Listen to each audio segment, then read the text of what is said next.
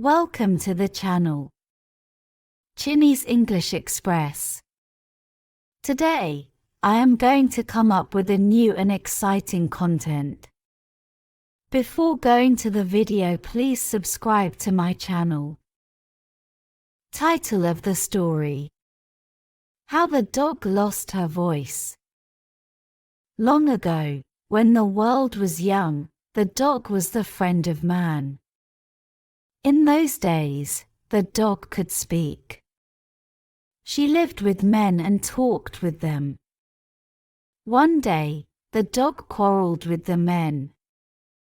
They could not agree with her. "We must find a wise man," said the dog. "He can decide who is right." "Let's go up to the sky," the men said.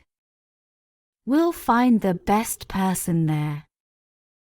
So the dog and the men went up to the sky. They found a wise man there who judged their quarrel, and the men and the dog were happy. But up in the sky, the men and the dog saw something new and wonderful.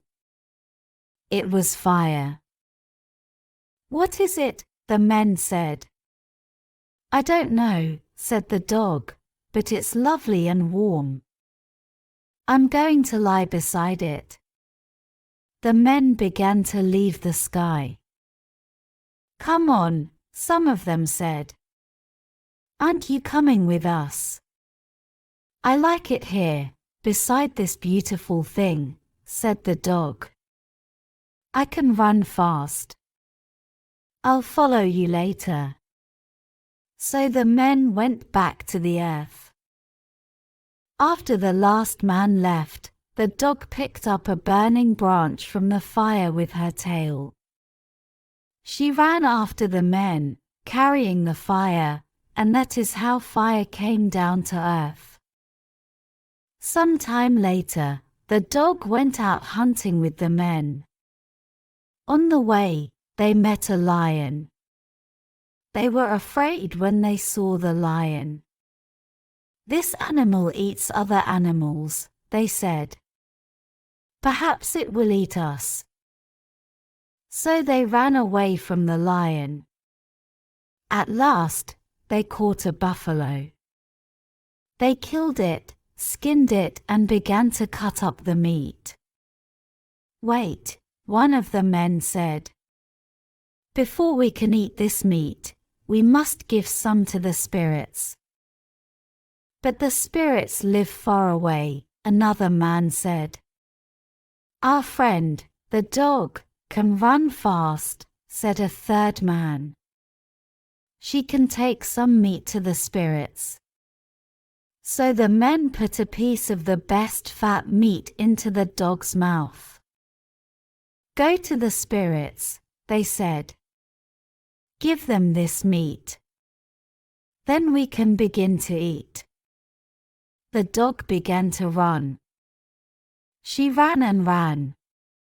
She was hot and tired. She wanted to let her tongue hang out of her mouth, but she couldn't because of the meat. So she stopped to rest and put the meat down on the ground. Some of the juice from the meat ran down her throat. It was delicious. "This meat is delicious," thought the dog, "and I'm very hungry, but it's a gift for the spirits.